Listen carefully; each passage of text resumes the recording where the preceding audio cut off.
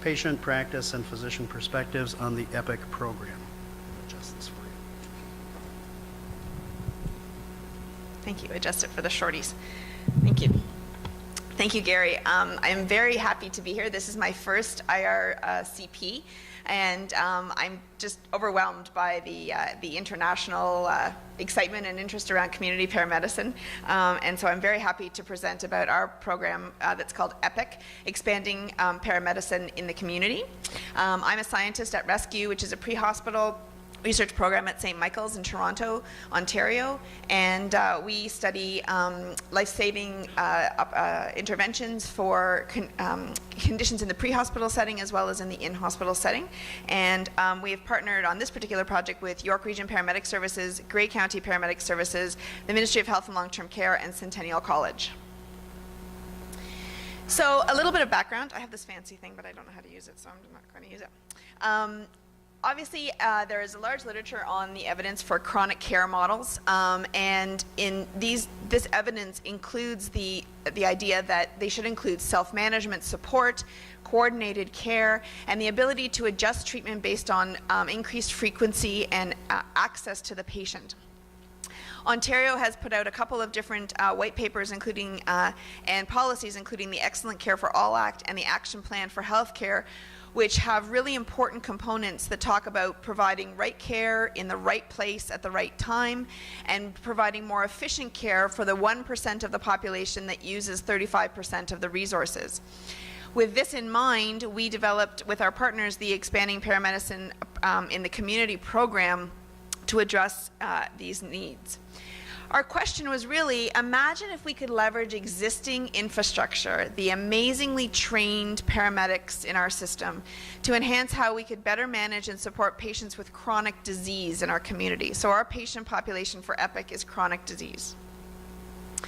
So I'll talk to you a little bit about the EPIC model. The model is actually published and can be accessed through PubMed. But the EPIC model is essentially very similar to the others who have presented here today. We select advanced care paramedics and primary care paramedics. They go through a 6-week intensive training program in chronic disease that was developed by Centennial College. Dr. Walter Taveras is in the crowd here if you want to know more about the program. Our patients are congestive heart failure, COPD, and diabetic that are identified through their family health teams. Family health teams are integrated care teams in Ontario that consist of, are multidisciplinary, and patients are rostered to primary care physicians. So in partnership, our paramedic service agencies partnered with family health teams in their regions to develop, to identify patients who are high risk. And then, much like was also presented with CHAP CMS, they work through approved medical directives with the primary care physicians and community agencies to deliver the care in the home. Our community paramedics schedule visits with the patients every 3 months in coordination with the visits with their primary care physicians. They also can go for follow-up visits, in particular if the primary care physician feels that the patient could benefit from more visits. They attend exacerbation visits, which might be triggered by the patients themselves, and they are on call 24/7. While they are in the home, they have the ISTAT onset blood testing available to them. They have direct phone communication with the physician during the visit if they need it. And what has been crucial for our program, and I know a few of the other programs have mentioned integrated data collection and sharing of information, our community paramedics chart directly into the EMR at the family health team. So the primary care physician is seeing what the community paramedic is charting right there in the EMR. We also collect the data in a database at Rescue for research purposes, but the crucial piece is that the clinical data is all in one place. Obviously, I'm a researcher, so we have to research things. And so in developing EPIC, we took a mixed methods research approach as well alongside the program development. So we designed a randomized controlled trial as well as a qualitative stakeholder study embedded with the trial. So the quantitative outcomes, our primary outcome is hospital admissions per patient, and this is over a 2-year period.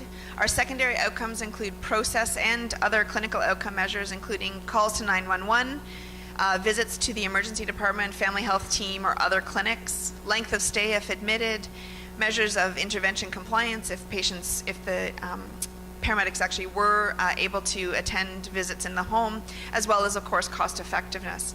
We are using ISIS data as well, and so we are just in the process now of cleaning that data and analyzing it. Unfortunately, it is a little slow in coming, and so our trial has been over for about 2 months now, and we're just waiting for the data to come down. So if anybody wants to email ISIS or CIHI and tell them to hurry up, that would be great. So we did enroll 467 patients. We did over 2,000 in-home visits, attended 172 exacerbation calls, and 911 was then activated by paramedics only 13% of the time during exacerbation visits. So there was definitely, they were definitely able to prevent calls to 911 unnecessarily. And during scheduled visits, they only had to call during 2% of the time. But we know, or at least I know as a qualitative researcher, that community paramedicine is really about people. So the numbers are very important, and we do need to measure that, and I would encourage everyone who's doing community paramedicine work to collect outcome data and process data so that we can start to build an evidence base for community paramedicine.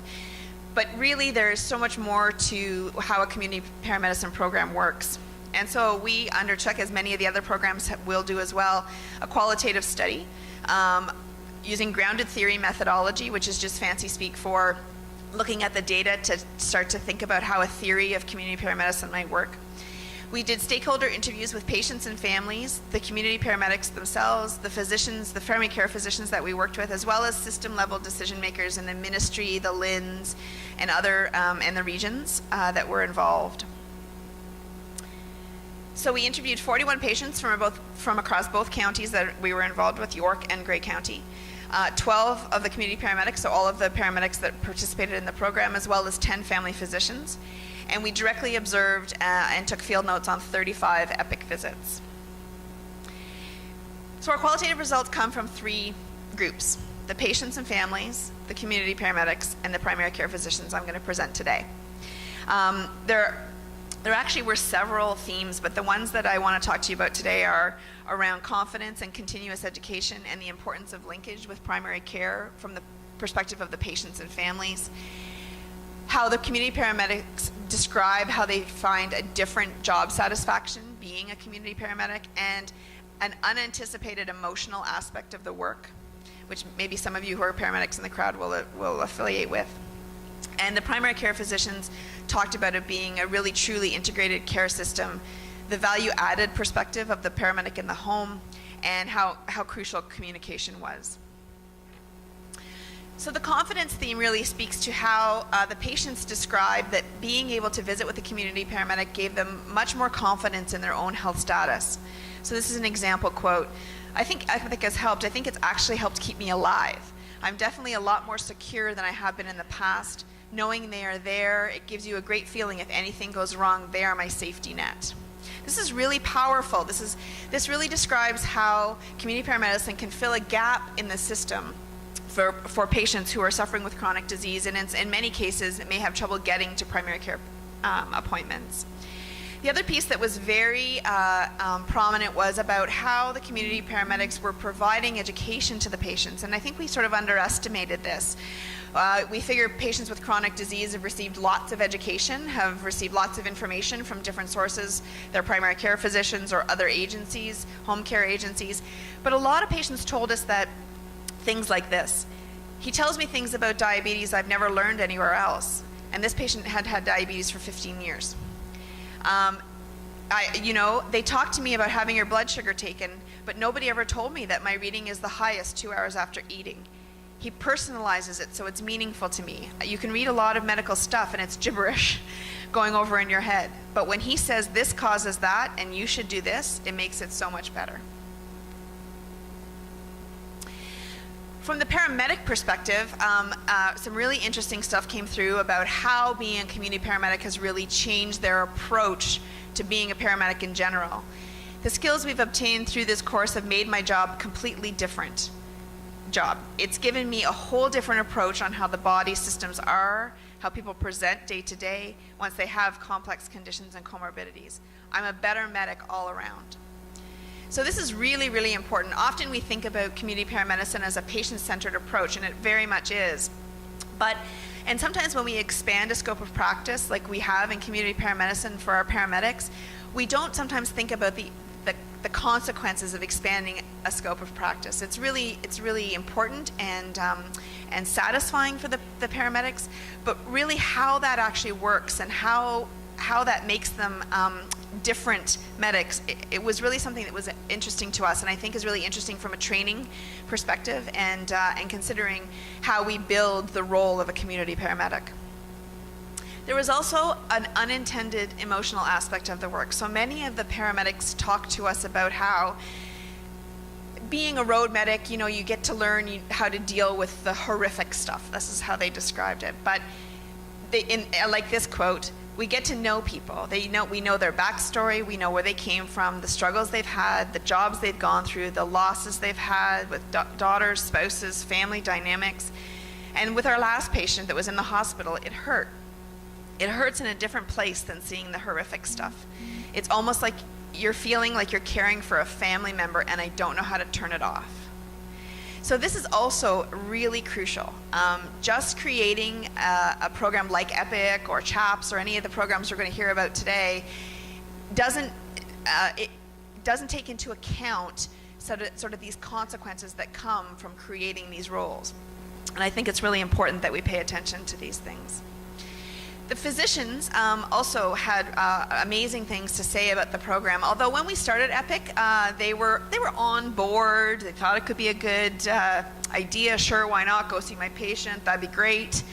But I don't think they really, until sort of halfway through, they really understood what it could bring to their patients and to their practice. So for instance, they talked to us a lot about how having that, because ours is an in-home program, having the laying on of eyes in the home is a very valuable perspective that I wouldn't have otherwise. The rest of this quote talked about how a patient had come and told the doctor about how amazing he was doing, a diabetic patient, how amazing he was doing with his diet, and he was really being careful. But the paramedic notes in the EMR talked about how there was 12 2-liter pop bottles in the recycle bin. And so there's another gap in the system that this program is able to fill. Oh, and don't forget there's 2 people at home. So EPIC might be officially seeing one, but indirectly they are seeing the other, who doesn't really qualify for EPIC, but is really part of the life situation. And Peter O'Meara and I just had a conversation about a patient experience that was very similar to this with a wife and a husband, where the husband who is in the program, I'm telling Peter's story, but the husband who was in the program was actually the caregiver of the wife who suffered from dementia. And so really community paramedicine becomes valuable in how it keeps people in the home and fills the gaps that might not be being filled by primary care as it stands. Communication was really important. So the providers, the family physicians actually said, one of the things I've always said all the way along was the fact that the paramedics worked with the family health team and we communicate through the same EMR. It's almost unheard of in community-based interventions, and it's the biggest secret to success. The patients felt that way as well. A clear strength of the program is the fact that paramedics are in constant touch with our family physician. There's a great sense of security, so back to that confidence piece of knowing that the paramedics are aware of our health concerns and that the information is shared. So really at the end of the day, what sort of underpins all of these things, the confidence piece, the communication piece, the continuous education piece, is this idea of a different type of relationship. So the patients say you end up with a fairly close relationship with these guys because they come into your house. You tell them about your family, your life, and that sort of thing. They take that and incorporate it into working with you so that they can use it as a motivator to get you where you want. They're like a touchstone. They're reassuring you that you're doing okay, and they're saving you. They're saving you from getting sick. So this is really, again, a powerful piece of where this program fits in the healthcare system. This is from a paramedic. So on the flip side, I had a patient email me on the weekend that I'm off. He emailed my work email, and my wife had to talk me off the ledge. I was ready to go put on my uniform, come into work, and find a way to go to his house. It was killing me that he was calling for assistance and I couldn't help. I was torn up at the fact that I was at home and I couldn't do something. We've had several, just as Brent mentioned, we've had several people quote EPIC in their obituaries. We've had, discussions about who's going to go to the funeral for Mr. Smith, because they just develop these kinds of relationships. Again, a really necessary part of chronic disease management is that longitudinal relationship piece. So if we start to think about a theory of community paramedicine, and this is a work in progress, so don't tweet this, but if we think about how these things work together, the arrows are really the crucial part. So they're actually bi-directional, because the confidence and the education, the continuity in care and communication, and the unique perspective all feed into each other and are underpinned by this trusting relationship. Trust was mentioned in another one of the presentations and is so crucial. And this all leads us towards a much more patient-centered model of care, more appropriate health resource use, and improved patient outcomes, as well as job satisfaction for our paramedics. And that all of these things are really what's necessary to move us to a much more continuous and appropriate healthcare system. So our next steps are that we're expanding EPIC as well. Everybody's expanding everywhere. I'm not sure where we're all going to go, but anyway, our results will be ready hopefully in September. Again, tweet to Kai-Hi and ISIS to give us the data. EPIC 2, what we're calling EPIC 2 is we're longitudinally following our patients who went through the trial. So we will continue to follow them for that longitudinal follow-up that Gina talked about. And as well as what we're calling iEPIC, which Ontario just released some new funding to services in Ontario, and we really want to work with them around a framework and shared outcome measures. We've been in partnership with a group in the US who's been doing some work around shared outcome measures, and we would really like to adopt those outcome measures so that we can, again, start to build a common data set around process and outcome measures for community paramedicine. And I'd be happy to talk to you more about that data set if you're interested, because the more people we can get collecting the same numbers, the better. Thank you. This is a nice picture of some of our York EMS patients, or paramedics visiting a patient. And I am on Twitter, email, and our website. And thank you very much to our partners who we could not have done this without, York County, Grey County, and Centennial College. Thank you.